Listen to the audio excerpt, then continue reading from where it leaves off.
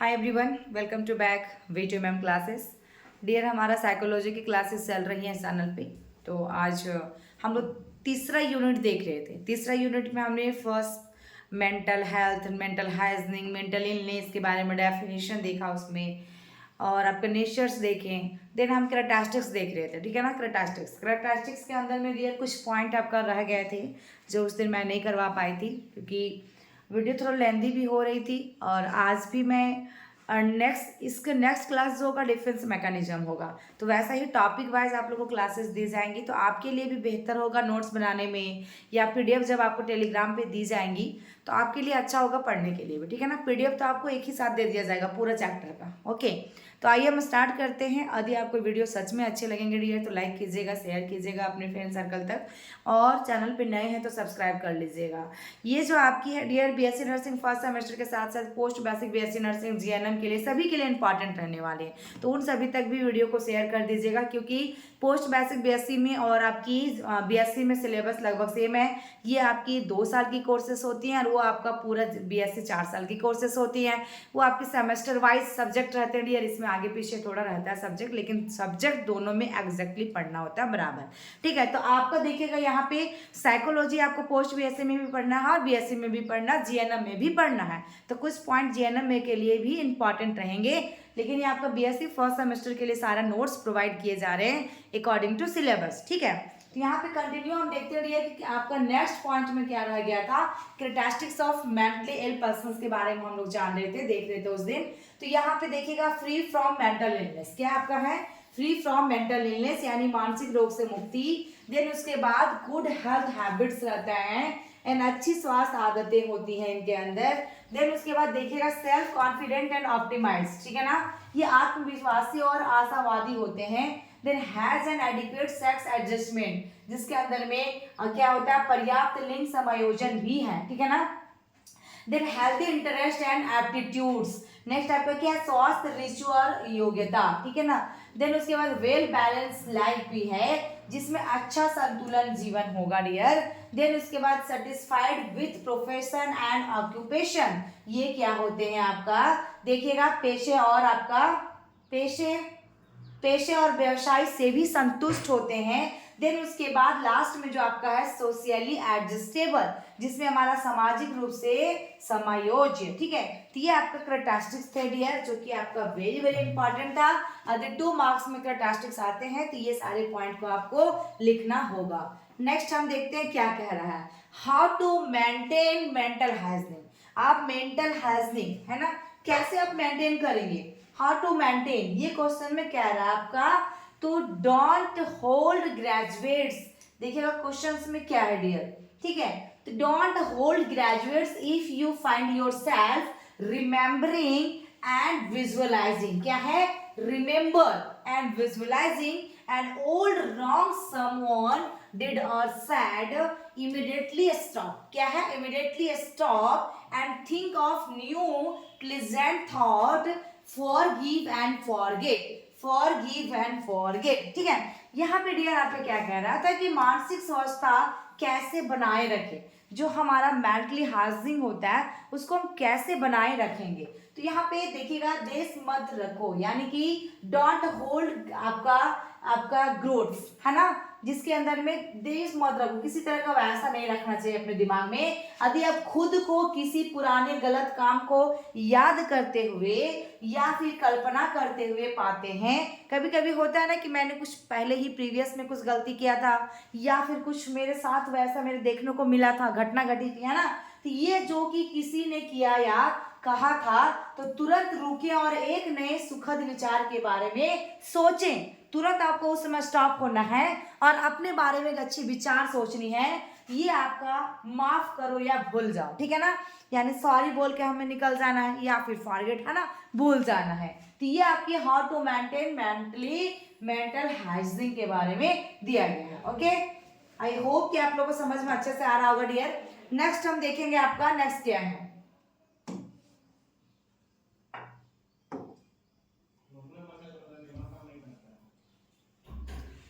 Next में continue में देखिएगा, नेक्स्ट पॉइंट में क्या है कि dump the junk, out of your conscious thoughts, ठीक है, यानी कि अपने सचेत, देखिएगा इसमें, अपने सचेत विचारों से कचरा निकाल दें। कभी कभी क्या होता है, हम ज्यादा नेगेटिव चीजों को सोचते रहते हैं, अपने दिमाग में हमेशा हम गलत हैं, हम ये हैं, वो हैं, मतलब अपने आप को कोसते जाते हैं, ठीक है।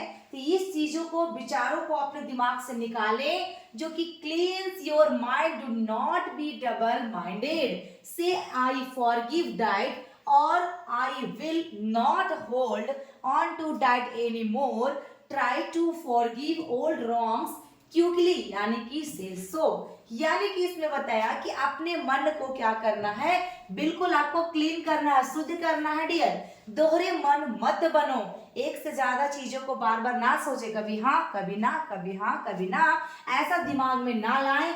कहो मैंने उसे माफ कर दिया, है ना, क्या है यहाँ पे कि आपका सी आई फॉरगिव दैट, दिन यहाँ पे, या मैं अब उसे पकड़ कर नहीं रहूंगा, क्योंकि मैं उस चीजों को यदि बैठ के रहा डियर, अपना अतीत को मैं कोसते गया। यदि आप फर्स्ट सेमेस्टर बीएससी नर्सिंग में है, आपको हिंदी से आती थी पढ़ने पहले, और अब आपको इंग्लिश पढ़ना पड़ रहा है, आप बहुत इरिटेशन महसूस कर रहे हैं कि मैं कैसे करूंगा या करूंगी, आप उसको कोसते जाओगे, सोचते जाओगे, तो आपका टाइम निकलता जाएगा।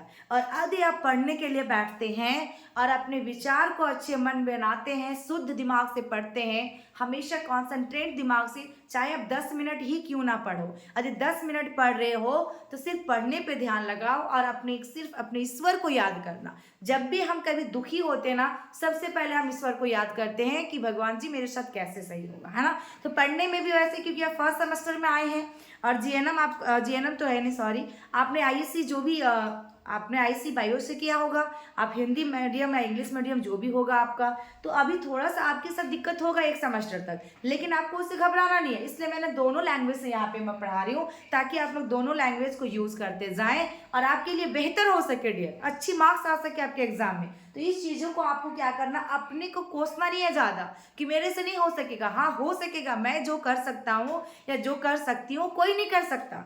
यदि मेरे अंदर ये चीज़ जिस दिन आ गया तो मैं डेफिनेटली एक अच्छी मतलब एक अच्छी स्टूडेंट बनूंगी, अच्छी मार्क्स आएंगी और अच्छे मैं सेमेस्टर वाइज क्लियर करते जाऊंगी, है ना। तो यहाँ पे वही चीज़ है कि आपको hold on to that any more, यहाँ पे पुरानी गलतियों को शीघ्र माफ करने का प्रयास करें तो कहते हैं, ठीक है। नेक्स्ट आपके देखिएगा, declare it if forgive that and then go on as if you do forgive it, यानी इसे घोषित करें कि मैंने उसे माफ कर दिया, ठीक है, अपने आप को भी करना है आपको, फिर उसके बाद और फिर ऐसे आगे बढ़े मानो आपने उसे माफ कर दिया हो, आपको वहां से तुरंत आगे बढ़ जाना है। दूसरा पॉइंट में क्या है, डोंट, देखिएगा, entertain bad thoughts, clean up your speech and your thought, very very important है डियर, कि जब भी बुरे विचार मन में ना लाए, कभी भी हम बुरे विचार मन में नहीं लाए, ठीक है, अपनी वाणी और अपने विचारों को शुद्ध करें। ये आपकी था सारे पॉइंट। नेक्स्ट हम चलते हैं, नेक्स्ट में क्या है आपका कंटिन्यू, जो कि वही पॉइंट अभी भी आगे चल रहा है आपका। Dot your hearing and your site, dot your negative interpretations of your what you here और सॉ, इग्नोर आपका ignore subtle actions of other, अपने सुनने और देखने पर संदेह करें, है ना, अपने सुनने और देखने पर संदेह करें कि जो आपने सुना या देखा उसकी अपनी नकारात्मक व्याख्याओं पर संदेह करें, दूसरों के सूक्ष्म कार्यों को नजरअंदाज करें। बहुत अच्छी बात लिखा डियर कि आपका हियर और सॉ इग्नोर आपका सबटल एक्शंस ऑफ अदर, ठीक है, वेरी वेरी इंपॉर्टेंट। नेक्स्ट हम देखते हैं डियर,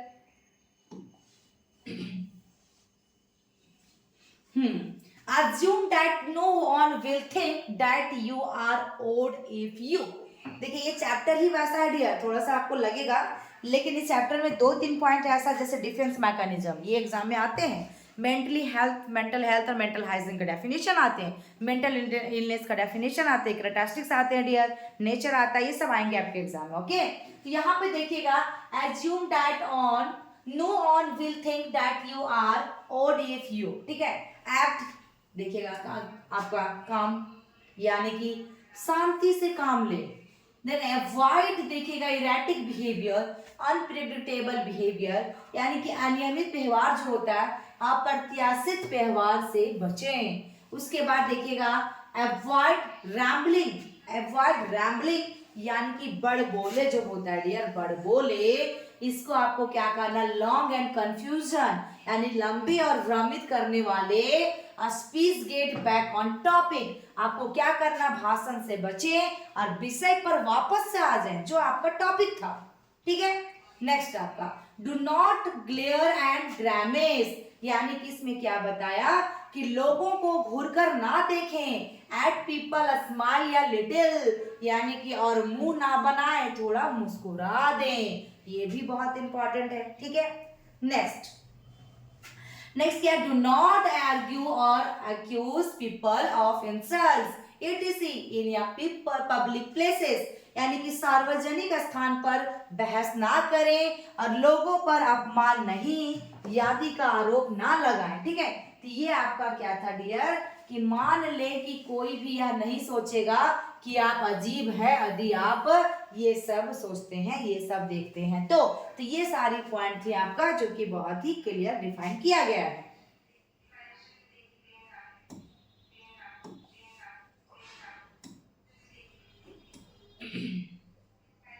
नेक्स्ट देखते हैं डियर,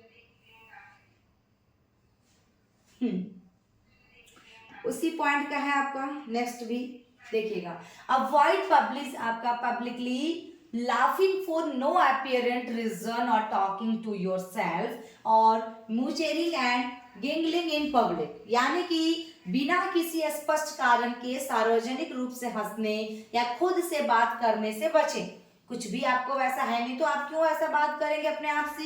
ये सार्वजनिक रूप से बड़बड़ाने और हंसने से भी बचें, ये बहुत गलत है क्योंकि मेंटली डिस्टर्ब या मेंटली हम लोग कहला जाएंगे इसको जरूर कुछ प्रॉब्लम साइको है ना, साइकेट्रिक प्रॉब्लम।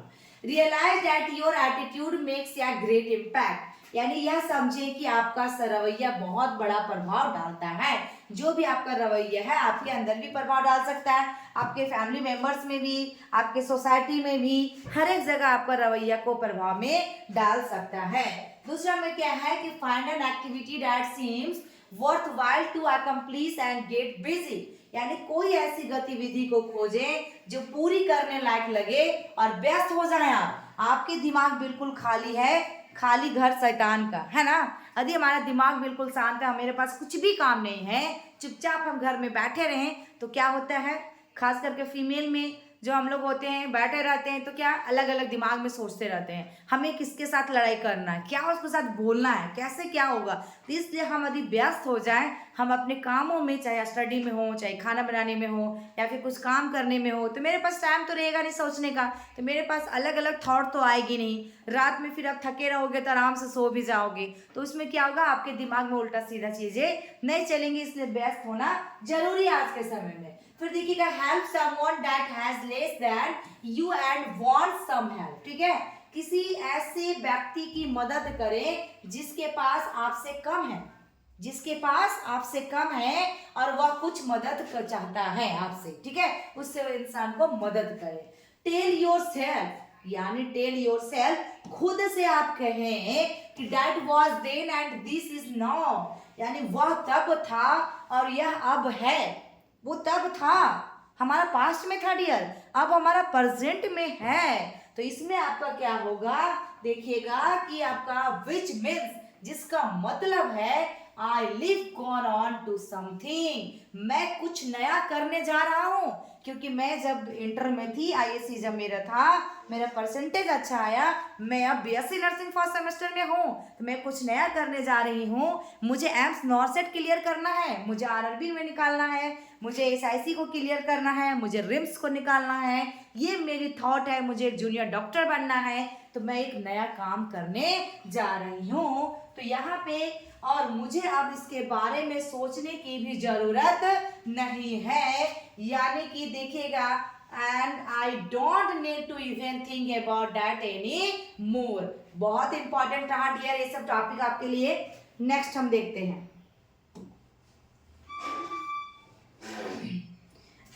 आपके सिलेबस के अंदर में जो है अभी तक मैंने सारा कुछ कैरेक्टरिस्टिक्स देखा डियर, और जो भी आपके साइन थे। अब वार्निंग साइन भी आपका सिलेबस में एक पॉइंट में है। क्या है? Warning sign of poor mental health. ठीक है, पुअर मेंटल हेल्थ।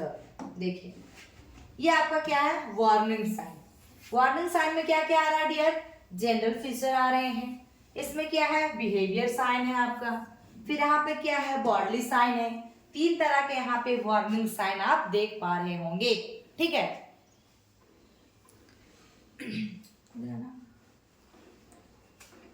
ठीक है, ठीक है, 3 तरह का वार्निंग साइन हमारा है। ओके, तो हम आगे देखते हैं, तीनों वार्निंग साइन को देख लीजिए आप।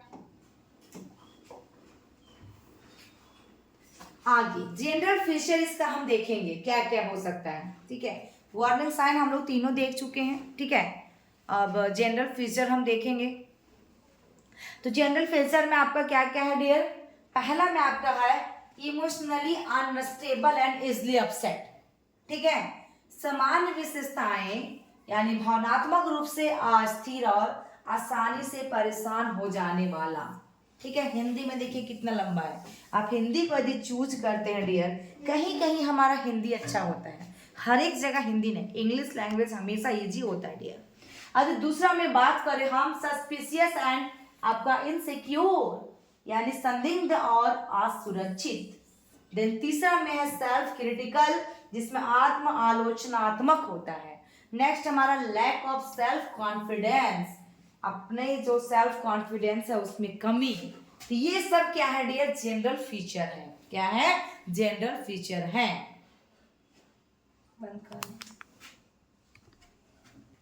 नेक्स्ट पॉइंट आपका इसमें कंटिन्यू है डियर। तो लैक ऑफ एडजस्टमेंट, ठीक है, यानी कि समायोजन के भी कमी होती है। फ्रस्ट्रेशन एंड कॉन्फ्लिक्ट्स यानी कि निराशा और संघर्ष। देन उसके बाद ओवर एंड आपका एनेक्सियस एंड आपका टेंसेड यानी अत्यधिक चिंतित और तनावग्रस्त होता है। देन पुअर सेल्फ कॉन्सेप्ट होता है, आत्म अवधारणा की कमी होती है। And live in the world of imaginations, कल्पना की दुनिया में रहता है। तो ये सब आपकी पॉइंट रहा डियर। नेक्स्ट हम बात करते हैं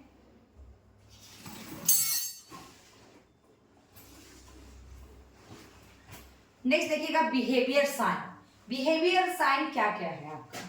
तो यहाँ पे देखिएगा सबसे फर्स्ट में हमारा बिहेवियर साइन कौन सा है डियर? तो यहाँ पे सबसे फर्स्ट में आपका सडन चेंजेस इन मूड। क्या होता है? अचानक हमारा मूड क्या हो जाता है? चेंज हो जाता है। ठीक है, दूसरा में आपका क्या है? Long lasting sadness. क्या है? Long lasting sadness. ठीक है, देन उसके बाद टेम्पर टेंटरम हो जाता है। ये भी एक्सेसिव फियर भी, वरी भी होती है। कंफ्यूज होता है, कंफ्यूज थिंकिंग, आपका इलॉजिकल या रीजनिंग, इलॉजिकल रीजनिंग, ये सब चीजें हैं डियर, जिसमें आपका क्या है यहाँ पे दिया गया देखिएगा, भ्रमित सोच होता है इसका, फिर आपका आदर्शित तर्क होते हैं, ये सब आपकी रहती हैं। ये बिहेवियर साइन है हमारा। ठीक है, व्यवहार संबंधी लक्षण। क्या है? व्यवहार संबंधी लक्षण। ओके,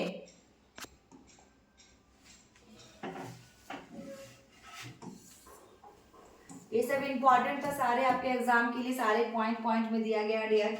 आप लोग को पीडीएफ प्रोवाइड कर दिया जाएगा। नेक्स्ट देखिए इसका कंटिन्यू में आप क्या क्या पॉइंट बच गया है। देखिए इसमें आपका पैरानॉइड थिंकिंग होगा, जिसमें इसको कहते हैं विक्षिप्त सोच। क्या होता है आपका? विक्षिप्त सोच। ठीक है, उसके बाद देखिएगा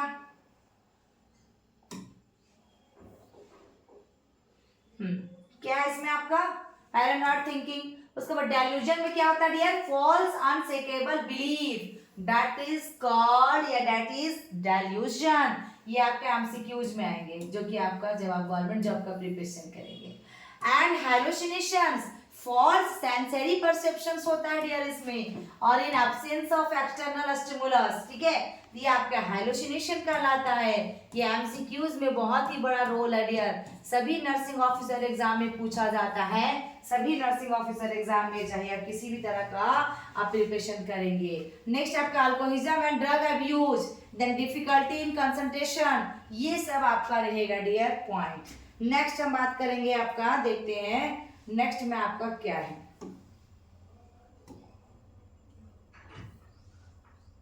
नेक्स्ट है बॉडली साइंस। बॉडली साइन में आपका क्या क्या आएगा? तो बैक पेन होगा, change in appetite, chest pain, और आपका देखिएगा इसमें डायरिया। ठीक है, तो ये चीजें होगा। क्या होगा इसमें? डायरिया। ओके, तो बैक पेन होगा आपके बॉडी के अंदर में, चेंज इन एपेटाइट होगा, भूख में बदलाव आएगा डियर, फिर चेस्ट पेन होगा और डायरिया की प्रॉब्लम होंगी। ठीक है, डायरिया।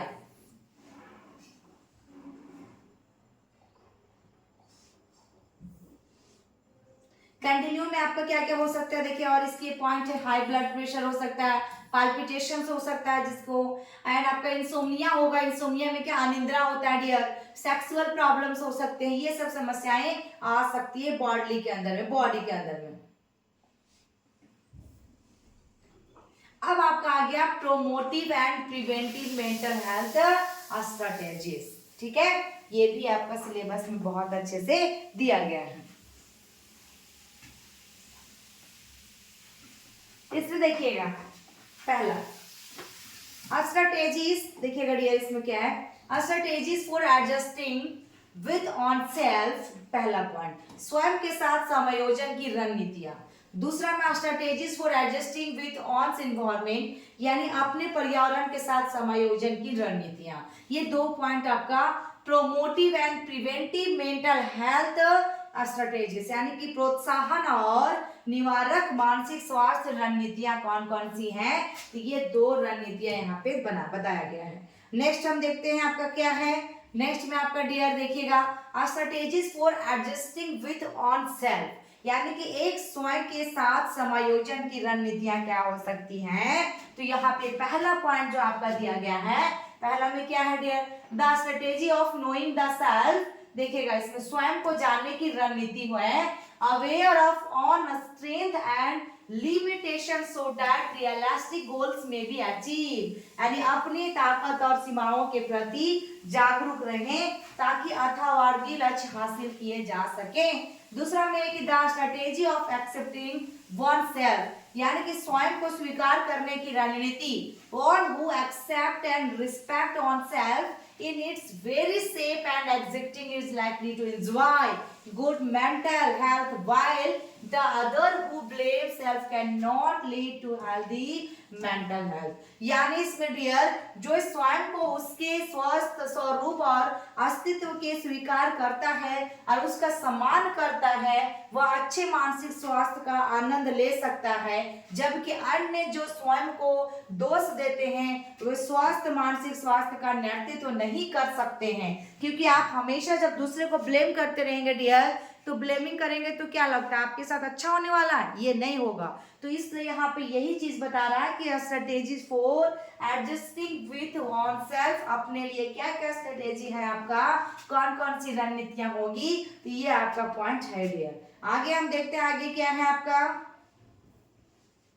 फिर से आगे पॉइंट उसी का डियर कंटिन्यू देखिएगा। The strategy of balancing the level of aspiration, यानी होप ऑफ अचीविंग समथिंग, यानी इसमें देखिएगा डियर आकांक्षा जो होती है कुछ हासिल करने की आशा है ना, hope of achieving something, the too high or low achievement aspiration are not good, it should be based on capabilities, यानी कि के स्तर को संतुलित करने की रणनीति बहुत अधिक या कम उपलब्धि वाली आकांक्षाएं अच्छी नहीं होती हैं, वह यह स्वयं की क्षमताओं और आधारित होना चाहिए। डियर यदि आप लोगों को क्लासेस सच में अच्छी लग रही है, पीडीएफ यदि आपको चाहिए या फिर जो भी क्लासेस हैं आपको साइको के बाद सोशो की क्लासेस दी जाएंगी, देन उसके बाद फंडा की दी जाएंगी, और एनाटॉमी फिजियोलॉजी जो सर पढ़ाएंगे डियर, तो आप लोग पैडेबल क्लास को ले सकते हैं। ज़्यादा जानकारी के लिए इस नंबर पर कॉल कीजिएगा डियर, क्योंकि यहाँ पे देखिए डियर धीरे धीरे चलेगा यूट्यूब में, लेकिन आप पैडेबल क्लास ज्वाइन करते हैं आपको बिल्कुल सिलेबस, MCQs, PDF सब कुछ ऐप पे दिया जाएगा। देखिएगा 8929998785 पे आप कॉल कर सकते हैं, डायरेक्ट बात कर सकते हैं और पूछ सकते हैं कि इसमें कैसी क्लासेस मिलेंगी, क्या मिलेगा, सारा मटेरियल आपको अवेलेबल करवाए जाएंगे डियर। देखिएगा नेक्स्ट आपका the strategy of balancing his development, concentrate on harmonies, development of personality in all of its dimensions such as physical, mental, emotional, social and moral।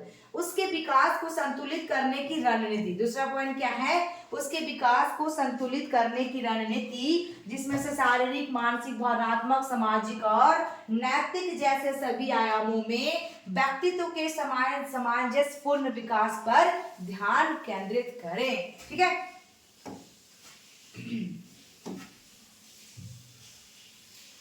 Next आपका क्या दिया देखिएगा, नेक्स्ट पॉइंट में हमारा इंटीग्रेटिंग सेल्फ क्या है, integrating self. देखिए, on should not make oneself torn between the opposing and conflicting desires and ambitions, avoid आपका necessary tensions। यानी कि स्वयं को एकीकृत करना, अपने आप को क्या कर लेना है, आपका इंटीग्रेटिंग सेल्फ है ना, किसी को स्वयं को विरोधी और परस्पर विरोधी इच्छाओं और महत्वाकांक्षाओं के बीच बटा हुआ नहीं बनाना चाहिए। अनावश्यक तनाव से आपको बचना है, यानी कि अवॉइड करना है अननेसेसरी टेंशन। दूसरा ने सेल्फ ड्राइविंग एंड शेपिंग, यानी कि इसमें स्वयं ड्राइविंग और आकार देना, यानी कि we should decide our life and destiny our self not under any one's pressure. ठीक है, यानी हमें अपना जीवन और भाग्य स्वयं तय करना चाहिए, ना कि किसी के दबाव में नहीं। ठीक है, किसी के दबाव में आपको नहीं आना है। नेक्स्ट, सेल्फ कंट्रोल की बात किया जाए तो believe in self discipline rather than force discipline. आपको क्या करना है यहाँ पे डियर, कि आपको आत्मनियंत्रण करने के लिए किसी के दबाव में आकर थोपे गए अनुशासन की बजाय आत्म अनुशासन पे विश्वास रखें। ठीक है, not under any one pressure, किसी के प्रेशर से आप, किसी के बोलने से आप कुछ कर नहीं सकते जब तक हमारा दिल, हमारा दिमाग नहीं कहता है। ठीक है, कभी कभी हमारा प्रेशर से हमारे घर में स्टडी करवाई जाती है, यदि हमको इंजीनियर बनना तो हमें डॉक्टर के लिए कह देते हैं, जिस डॉक्टर बना तो इंजीनियर के लिए कह देते हैं, या बिजनेसमैन, जो भी है, आपके इच्छा अनुसार नहीं हो तो आपके दिमाग वहां पे लगेगा भी नहीं। ठीक है, चाहे कुछ भी कर ले। यदि आप इंटरेस्टेड है कि हमें नर्सिंग लाइन में जाना है, हमें नर्सिंग ऑफिसर बनना है, हमें एक नर्सिंग ट्यूटर बनना है, तो आप उसको कर सकते हैं। ठीक है,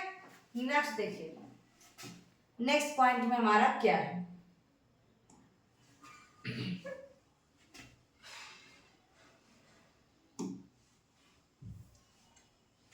नेक्स्ट पॉइंट में डियर की strategy for adjusting with environment. बहुत अच्छी यहाँ पे पॉइंट दिया है, ये क्वेश्चन में पूछा गया था। पर्यावरण के साथ समायोजन की रणनीतियां, पर्यावरण के साथ है ना, स्ट्रेटेजी जो बताया है, बनाया है एनवायरनमेंट के साथ में। तो यहाँ पे पहला जो है, अंडरस्टैंड एंड एक्सेप्टेड अदर, आपको समझना है, दूसरे को क्या करना है, एक्सेप्ट करना, स्वीकार करना है।